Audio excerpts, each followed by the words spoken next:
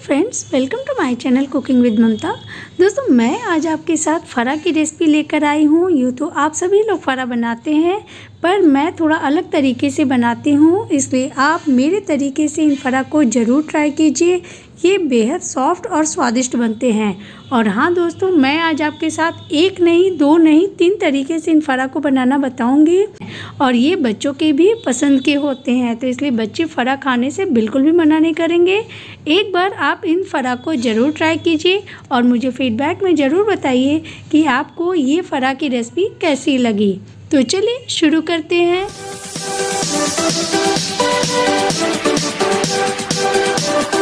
फरा बनाने के लिए हम दाल को भिगाएंगे। इसके लिए मैंने यहाँ पर ये सफ़ेद उड़द की दाल ली है। इनको मैं इस बड़े बोल में डाल दूँगी और यहीं पर मैं ये चना की दाल ले रही हूँ।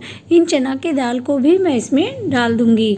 इन दाल में हम पानी डालकर अच्छे से धुल लेंगे और इनको हम 4 से 5 घंटे के लिए भीगने के लिए छोड़ देंगे, जिससे कि हमारे दाल जो है वो अच्छे से फूल जाए। अब हम पहले मटर की स्टफिंग तैयार करते हैं। उसके लिए मैंने यहाँ पर ये ताज़ा हरा मटर लिया है। इनको हमने छील कर अच्छे से धुल लिया है। मैंने यहाँ पर एक पैन लिया है। इन पैन को हम अच्छे से गर्म कर लेंगे और अब मैं इसमें सरसों का तेल डाल रही हूँ। इन तेल को हम इसमें डालकर अच्छे से गर्म कर लेंगे। फिर यहाँ पर मैं इसमें हींग डालूँगी और उसके बाद हम इन मटर को इसमें डाल देंगे और इन्हें हम धीमी आंच पर ढक कर पकाएंगे जब तक कि ये सॉफ्ट ना हो जाएं। अब मैं चेक कर लेती हूँ, ये मटर थोड़े से सॉफ्ट हो गए हैं। तो यहाँ पर मैं अब इसमें नमक डाल रही हूँ और यहाँ पर मैं थोड़ा सा शक्कर डाल रही हूँ। अगर आपके मटर जो हैं वो अच्छे मीठे हैं तो फिर आप यहाँ पर शक्कर मत डालिएगा। अब हम इनको चलाकर एक बार फिर से ढककर इनको पकने के लिए छोड़ देंगे। अब हम फिर से मटर को चेक कर लेते हैं। ये देखिए, ये बिल्कुल ही सॉफ्ट हो गए हैं। तो अब हम गैस की फ्लेम को हाई कर देंगे और इन मटर में जो एक्सेस पानी है इनको हम अच्छे से तेज आंच पर चलाते हुए सुखा लेंगे। अब हम मसाला तैयार कर लेते हैं। उसके लिए मैंने यहाँ पर ये 1 टेबल स्पून जीरा, 1 टेबल स्पून काली मिर्च और 6 पीस यहाँ पर हम बड़ी इलायची ले रहे हैं। इन सब को हम पीस कर पाउडर बना लेंगे।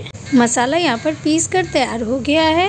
मैंने यहाँ पर ये ग्राइंडिंग जार लिया है और इसमें मैं ये 3 इंच के लगभग अदरक है, जिनको कि हमने छील कर रफली चॉप कर लिया है। और यहाँ पर 10 से 12 पीस हरी मिर्च है और ये कुछ हरी लहसुन की पत्तियाँ हैं और इसमें हमने डंडियाँ ज़्यादा ले रखी हैं, तो इनको भी हम इसमें डाल देंगे और इनको हम हल्का सा क्रश कर लेंगे। मटर अब थोड़े ठंडे हो गए हैं, तो अब हम इनको मैश कर लेंगे। ये अब अच्छे से मैश हो गए हैं। तो अब हम इसमें हमने जो अदरक लहसुन मिर्चा को क्रश किया था, इनको हम इसमें थोड़ा सा डाल देंगे और अच्छे से मिक्स कर लेंगे। मिक्स करने के बाद आप एक बार थोड़ा सा इनको चख लीजिएगा। अगर आपके टेस्ट के अकॉर्डिंग इसमें कम लग रहा है तो आप इसमें और डालकर मिक्स कर लीजिएगा। तो मटर की स्टफिंग यहाँ पर अब तैयार हो गई है। अब मैंने यहाँ पर एक पैन लिया है और इसमें मैं 1 गिलास पानी डाल रही हूँ और इन पानी को हम अच्छे से बॉयल होने देंगे। जब तक पानी यहाँ पर बॉयल हो रहा है तब तक मैंने यहाँ पर एक बड़ा बोल लिया है और इसमें मैं ये चावल का आटा ले रही हूँ। इन चावल के आटा को मैं इसमें डाल दूँगी और यहाँ पर हम थोड़ा थोड़ा पानी करके डालते हुए इनको हम अच्छे से घोल लेंगे। यहाँ पर बिल्कुल भी लम्स नहीं होना चाहिए, आप इस बात का ध्यान दीजिएगा। चावल का आटा यहाँ पर अब अच्छे से घुल गया है। आप देख सकते हैं हमने इनको बहुत ही गाढ़ा घोला है।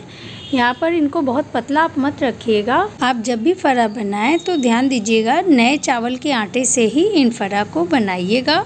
पानी यहाँ पर अब बॉयल हो रहा है, तो अब मैं इसमें नमक डाल दूँगी और यहाँ पर मैं थोड़ा सा रिफाइंड ऑयल डाल रही हूँ। और उसके बाद हम इनके पानी को पैन के ऐसे चारों तरफ फैला लेंगे। ऐसा इसलिए हम करेंगे जिससे कि जब हम इसमें चावल के आटा को डालें तो फिर वो चिपके नहीं। और अब हमने जो चावल के आटा का घोल तैयार किया था उसको हम इसमें डाल देंगे। अब हम इनको धीरे धीरे चलाते हुए पकाएंगे। जिस तरीके से हम हलवे को पकाते हैं उसी तरीके से उतना थिक होने तक हम इनको पकाएंगे और ऐसा करने से हमारे जो चावल के आटे का कच्चापन है वो निकल जाएगा।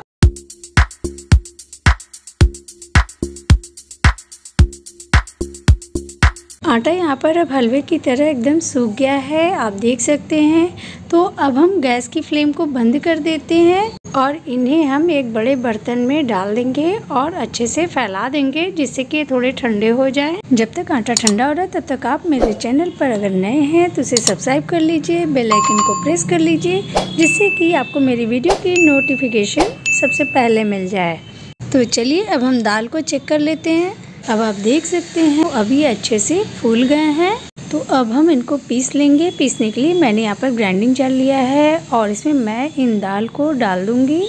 और यहाँ पर आप कोशिश कीजिएगा कि बिना पानी डाले ही आप इनको पीस लीजिए। अगर इनको पीसने में दिक्कत हो रही है, आप थोड़ा सा पानी डालकर फिर इनको पीसकर पेस्ट तैयार कर लीजिए। मैंने यहाँ पर इन दाल को पीस लिया है। इसी तरीके से हम बाकी दाल को भी पीस कर तैयार कर लेंगे। अब हम आटा चेक कर लेते हैं। ये अब ठंडे हो गए हैं। तो मैंने यहाँ पर हाथों को तेल से अच्छे से ग्रीस कर लिया है और अब हम इनको अच्छे से गूँथ लेंगे।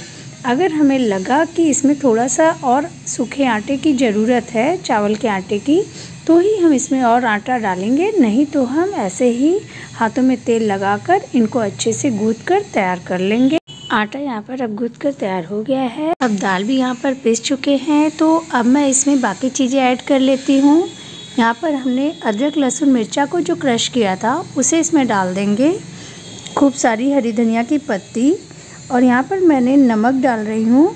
नमक आप अपने स्वाद के हिसाब से डालिएगा। और अब मैंने जो जीरा मिर्च और बड़ी इलायची को पीसकर तैयार किया था, उन मसाला के पाउडर को भी हम इसमें 2 चम्मच डाल देंगे और इनको हम अच्छे से मिक्स कर लेंगे।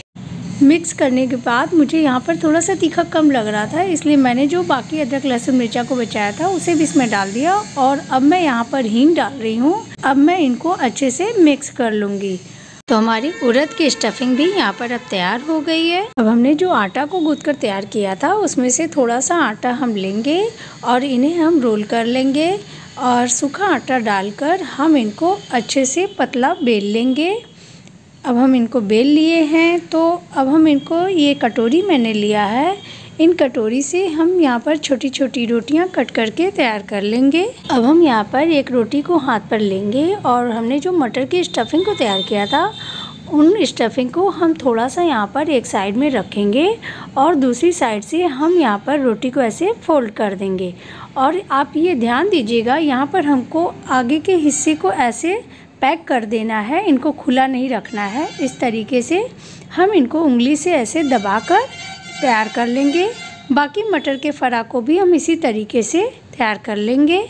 मटर का फरा यहाँ पर भरकर अब तैयार हो गया है। मटर के फरा को हम स्टीम देंगे। इसके लिए हमने यहाँ पर पहले ही एक बर्तन में पानी रख दिया था और अब ये पानी अच्छे से बॉयल हो रहा है। इसके ऊपर हमने एक सांचा रख दिया है।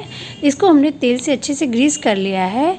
तो अब हम एक एक करके सभी मटर के फरा को इसमें रख देंगे। आप ध्यान दीजिएगा, इन फरा को रखते समय एक दूसरे से टच में ना रहें और ना ही एक के ऊपर एक आप इनको रखिएगा। तो थोड़ा गैप रखकर हम इनको रखेंगे और 5 से 7 मिनट तक हम इनको ढककर पका लेंगे। अब हम उड़द के फरा को भरकर तैयार करेंगे। उसके लिए हमने वैसे ही रोटी बेलकर तैयार कर ली है और इन रोटी को हम हाथ में ऐसे रखेंगे और हमने जो उड़द की स्टफिंग तैयार की थी उन स्टफिंग को हम इन रोटी के ऊपर एक साइड में रखेंगे और दूसरे वाले हिस्से को हम ऐसे फोल्ड कर देंगे। आप ध्यान दीजिएगा कि इनके मुंह को ऐसे बंद करने की ज़रूरत नहीं है, ये ऐसे ही खुले रहेंगे। इस तरीके से हम बाकी उड़द के फरा को भी भरकर तैयार कर लेंगे। उड़द के फरा को पकाने के लिए मैंने यहाँ पर एक पैन में पानी डाल दिया है और ये पानी बॉयल हो रहा है। अब हम इसमें थोड़ा सा रिफाइंड ऑयल और नमक डाल देंगे और इनको हम अच्छे से मिक्स कर लेंगे और एक एक करके हम सभी उड़द के फरा को इसमें डाल देंगे। और आप उतना ही फरा इसमें डालिएगा जितना कि आप सावधानी से इसमें चला सकें। और इन उड़द के फरा को भी हम इन कढ़ाई में डालकर 5 मिनट तक पका लेंगे। जब तक ये फरा पक रहे हैं तब तक हम मटर के फरा को चेक कर लेते हैं। यहाँ पर मैंने एक नाइफ़ लिया है। इन नाइफ़ को हम इन फरा के बीच में ऐसे डालेंगे और ये देखिए एकदम क्लीन निकल रहा है, इसमें बिल्कुल भी लग नहीं रहा है। तो आप समझ जाइएगा कि आपके फरा जो हैं वो पक गए हैं। तो अब हम गैस की फ्लेम को बंद कर देंगे और इनको हम 2 से 3 मिनट तक ऐसे ही छोड़ देंगे। जब थोड़े ठंडे हो गए हैं तो अब मैं यहाँ पर ये पलटा ली हूँ और इस पलटे से हम इन फरा को निकालेंगे। आप ध्यान दीजिएगा कि इन पलटे को आप थोड़ा सा पानी से हल्का सा चिकना कर लीजिएगा। उसके बाद एक एक करके इन फरा को निकालिएगा, तभी आपके फरा जो है एकदम सही से निकलेंगे। आप एकदम से इनको पलट मत दीजिएगा, नहीं तो आपके फरा जो है वो टूट जाएंगे। तो इस तरीके से आप एक एक करके सभी फरा को निकाल लीजिए। मटर का फरा यहाँ पर अब तैयार हो चुका है। अब हम उड़द के फरा को भी चेक कर लेते हैं। ये देखिए, ये फरा भी अब हमने 5 मिनट इनको पका लिया है और ये अब पक गए हैं। आप चाहें तो इन्हें भी ऐसे चाकू से चेक कर सकते हैं। चाकू अगर आपका क्लीन निकल रहा है तो इसका मतलब ये फरा भी आपका पक गया है। अब हम इन फरा को भी एक प्लेट में निकाल लेंगे। हमारा उड़द का फरा भी यहाँ बनकर तैयार हो गया है। अब मैं यहाँ पर सादा फरा बनाऊंगी। उसके लिए मैं यहाँ पर आटे की एक ऐसी लॉग बनाऊंगी और उसको इनको ऐसे कट कर लूँगी और उसके बाद इनको हम हथेली पे ऐसे रोल करते हुए इस तरीके से आकार दे देंगे।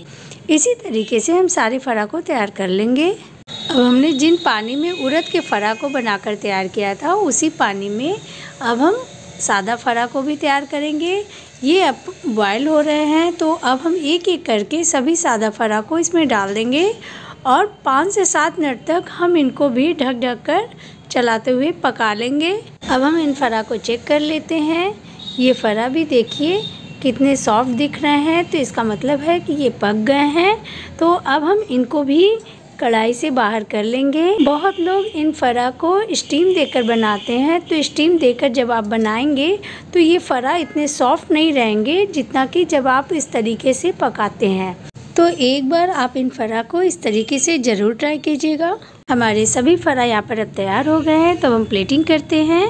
यहाँ पर मैं उड़द वाले फरे रख रही हूँ और अब ये मटर वाले और ये सादा वाला फरा, और इसके साथ जाएगा ये आलू गोभी की सब्ज़ी और ये खीर जिसकी रेसिपी मैं आपके साथ शेयर कर चुकी हूँ, और ये धनिया की चटनी। तो मेरी थाली तो यहाँ पर तैयार हो गई है। आप एक बार इन फरा को ज़रूर ट्राई कीजिए।